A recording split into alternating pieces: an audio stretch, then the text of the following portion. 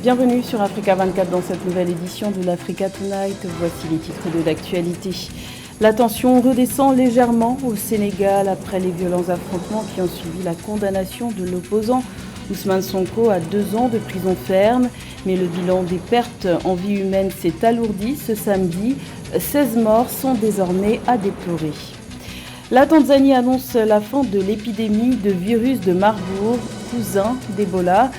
Une déclaration qui intervient 2 mois après le début des contagions selon l'Organisation mondiale de la santé. Et le projet Marrakech Ville durable a récemment été lancé au Maroc. Une initiative estimée à 100 milliards de dirhams, financée par le Fonds pour l'environnement mondial, FEM. Le Maroc fait partie des 9 pays au monde à bénéficier du programme d'impact FEM. Mais tout d'abord, les électeurs bissau-guinéens étaient appelés aux urnes ce dimanche 4 juin dans le cadre des élections législatives pour élire 102 députés. 22 partis, dont 2 coalitions, sont en lice dans ce scrutin proportionnel à un tour. Initialement prévu en décembre dernier, après la dissolution en mai 2022 du Parlement par le président Umaro Sissoko Embalo sur fond de divergence. Ces élections législatives sont l'espoir d'un retour à l'ordre constitutionnel. Les résultats sont attendus pour le 6 juin. Un Premier ministre sera nommé à l'issue de ce scrutin. Le calme revient petit à petit à Dakar et à Ziguinchor après plusieurs jours de tension dues à la condamnation de l'opposant sénégalais Ousmane Sonko à 2 ans de prison ferme. Les autorités ont annoncé une baisse d'intensité des manifestations ce samedi, même si un nouveau décès a été recensé à la suite de troubles, ce qui porte à 16 le nombre de personnes mortes dans les affrontements entre les manifestants et les forces de sécurité depuis le 1er juin. Une situation qui inquiète la CEDEAO et l'Union africaine qui exhorte à un retour à la paix. Plus de détails avec Joël Ballot. Depuis le 1er juin 2023, date de la condamnation de l'opposant Ousmane Sonko, le Sénégal est en proie à une série de violences. Dans un communiqué rendu public le 2 juin 2023, la communauté économique des États de l'Afrique de l'Ouest affirme suivre avec inquiétude la situation qui prévaut dans ce pays d'Afrique de l'Ouest. La CEDEAO condamne fermement les violences qui ont visé les forces de sécurité, les biens publics, les propriétés privées et troublé l'ordre public. L'institution déplore les pertes en vie humaine. Selon le ministre sénégalais de l'Intérieur, les affrontements entre la police anti-émeute et des partisans du leader du PASTEF, Ousmane Sonko, à Dakar et à Ziguinchor, sont à l'origine d'une quinzaine de morts et à la destruction de plusieurs biens. Nous avons constaté avec regret des violences ayant entraîné des destructions sur des biens publics et privés et malheureusement 9 décès à Dakar et à Ziguinchor. L'État du Sénégal, en toute souveraineté, a décidé de suspendre temporairement l'usage de certaines applications digitales par lesquelles se font des appels à la violence et à la haine.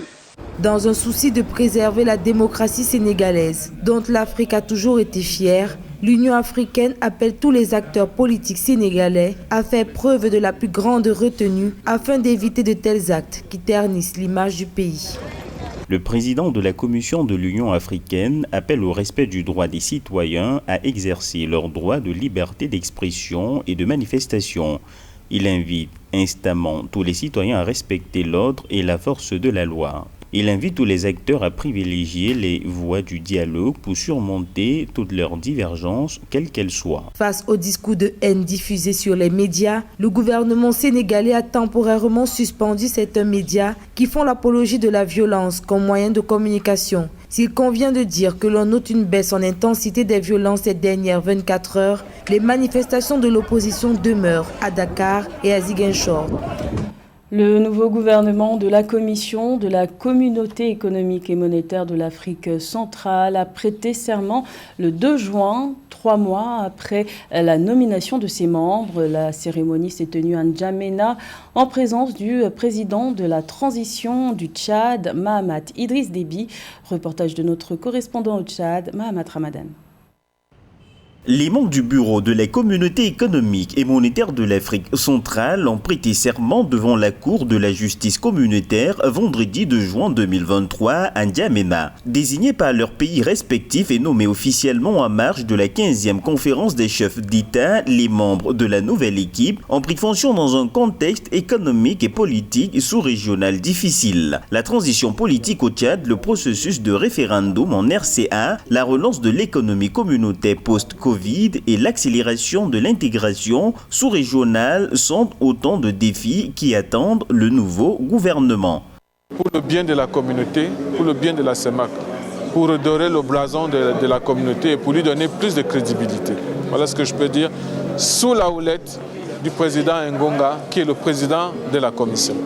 L'équato-guinéen Balthazar Ngongan Edio a pris officiellement fonction comme président de la commission de la CEMAC en remplacement du professeur Daniel Onaondon. Conscient des défis économiques de la sous-région, les nouveaux membres du gouvernement de la communauté économique et monétaire de l'Afrique centrale espèrent mobiliser et coordonner les actions des institutions communautaires spécialisées dans le but de mettre en œuvre l'agenda défini par la 15e conférence des chefs d'État, notamment la relance effective de la croissance économique des États membres.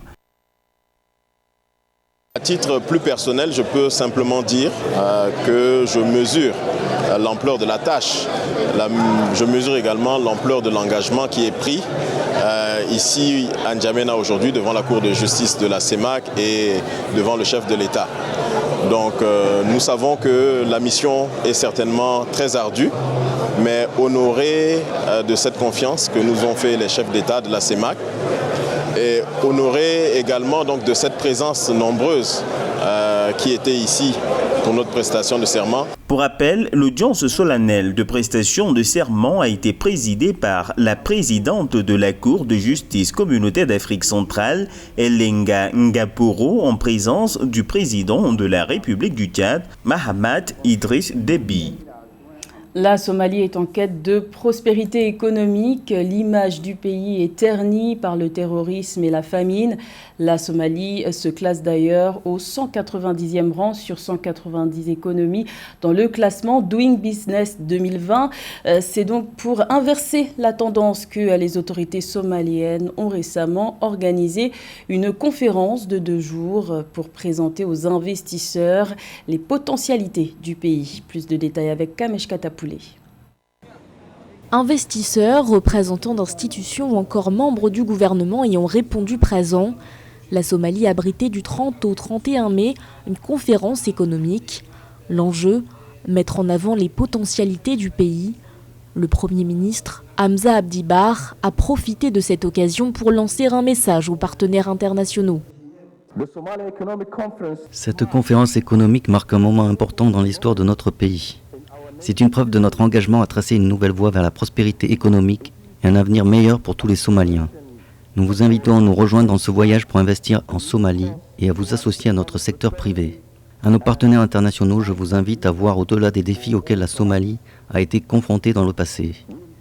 Regardez les immenses opportunités qui vous attendent ici. Investissez dans nos industries, transférez votre technologie et votre expertise et soyez un catalyseur de changement.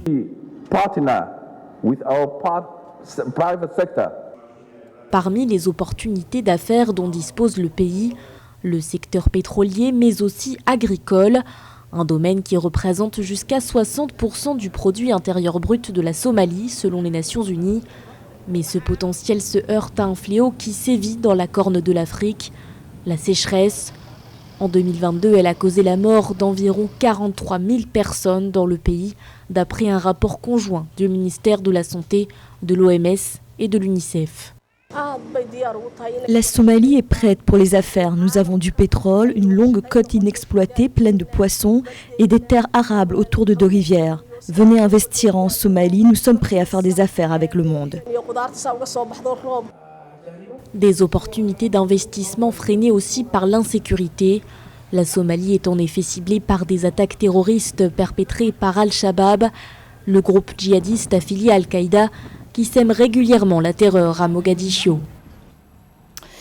Également dans l'actualité, les combats meurtriers entre l'armée régulière et les forces de soutien rapide se poursuivent au Soudan. La capitale Khartoum a été secouée ce samedi par des raids aériens, des tirs et des explosions qui ont fait plusieurs blessés parmi les civils. Rappelons que le pays entre dans sa 8e semaine de combat et que toutes les trêves conclues entre les deux camps n'ont jamais été respectées. Le Croissant Rouge soudanais a indiqué ce samedi dans un communiqué que 180 corps non identifiés ont été enterrés. Rappelons que depuis le 15 avril dernier, ce conflit a déjà coûté la vie à plus de 1800 personnes et fait plus d'1,5 million de déplacés et réfugiés. La Tanzanie déclare la fin de l'épidémie du virus de Marburg, cousin d'Ebola, 2 mois après le début des contagions. Selon un communiqué de l'Organisation mondiale de la santé publié le 2 juin, le dernier cas confirmé a été testé négatif le 19 avril, ce qui a permis de déclencher le compte à rebours obligatoire de 42 jours pour déclarer la fin de l'épidémie. Les précisions de Mildred Diamou. Fin de l'épidémie du virus de Marburg en Tanzanie. Plus de 2 mois après le début des contagions, la maladie à virus de Marburg a été éradiquée dans le pays, selon une annonce faite par l'Organisation mondiale de la santé le 2 juin 2023. Un succès attribué à une réponse rapide des autorités tanzaniennes et au déploiement efficace des équipes d'intervention d'urgence dans les zones touchées, se réjouit l'OMS. Le gouvernement tanzanien a eu le mérite d'avoir une communication adaptée et ciblée face aux communautés en appelant au calme et en rassurant par le contrôle. La deuxième chose que le gouvernement tanzanien a pu faire, c'est d'avoir un système de soins rapide, résilient, qui a pu développer très rapidement des techniques biomédicales, donc une réponse sanitaire adaptée. Le dernier cas confirmé de Marburg a été testé négatif le 19 avril 2023, déclenchant ainsi le compte à rebours obligatoire de 42 jours pour déclarer la fin de l'épidémie, a indiqué l'OMS dans un communiqué. Au total, 9 cas et 6 décès ont été enregistrés lors de l'épidémie de fièvre hémorragique dans la région nord-ouest de Kagera. Selon l'Organisation mondiale de la santé, le taux de létalité de cas confirmés variait de 24 à 88%, avec une moyenne inférieure à 50%. Comment faire pour que ces efforts soient constants et durables? La première stratégie, c'est d'éviter le contexte de pluralisme médical en Afrique. Il faut une éducation à la santé pour sensibiliser les populations à la réponse médicale adaptée. Et enfin, je dirais une réponse qui concerne plus l'État tanzanien, mais aussi les États voisins, les virus n'ayant pas de frontières, c'est de développer la diplomatie sanitaire. Le ministère tanzanien de la Santé a confirmé la présence du virus de Marburg dans le pays le 21 mars 2023. Il s'agissait de la première épidémie de ce type en Tanzanie, selon l'OMS. Il n'existe actuellement aucun vaccin ni traitement antiviral, mais l'OMS a déclaré que des traitements potentiels, y compris des produits sanguins, des thérapies immunitaires, ainsi que des vaccins candidats précoces, sont en cours d'évaluation. La transition écologique de la ville de Marrakech se poursuit au Maroc avec l'aide du programme des Nations Unies pour le développement. Le Royaume est l'un des 9 pays au monde à bénéficier du programme d'impact du Fonds pour l'environnement mondial, FEM. 100 milliards de dirhams vont être investis dans ce projet de planification urbaine intégrée. Plus de détails avec Eugène Chema. Le projet renforcement du développement durable de la ville de Marrakech à travers une planification et un financement innovant compte faire de la ville ocre une référence en matière de durabilité au Maroc et à l'international. L'initiative, lancée officiellement le 31 mai 2023, est soutenue par le ministère de la Transition énergétique et du Développement durable du Maroc, le Programme des Nations Unies pour le développement et le Fonds pour l'environnement mondial. Marrakech est la première ville à bénéficier de ce financement. Nous suivrons de près ce projet car plusieurs villes et provinces en bénéficieront bientôt. Le projet Marrakech Ville Durable va capitaliser des initiatives existantes, à l'instar de la flotte de bus électriques lancée en 2017. Doté d'un budget de 100 milliards de dirhams, il va également soutenir le développement d'une économie verte dans la ville, à travers la promotion de certaines filières stratégiques, l'écotourisme, la mobilité durable, l'efficacité énergétique, les énergies renouvelables, l'économie de l'eau, la préservation de la biodiversité urbaine et des espaces verts, la gestion durable des déchets solides, le développement d'écoparcs industriels. Ce projet très ambitieux qui est financé par le Fonds pour l'environnement mondial et qui vise donc à bâtir sur les initiatives vertes qui existent déjà et à intégrer ces initiatives, à renforcer la coordination. Les autorités marocaines comptent se servir du modèle de développement durable de Marrakech pour l'étendre aux autres villes du royaume. Finalité visée, faire de toutes les villes du pays des centres urbains attractifs, innovants et résilients aux crises. C'était le journal de la rédaction. Merci de l'avoir suivi. L'information continue sur Africa 24.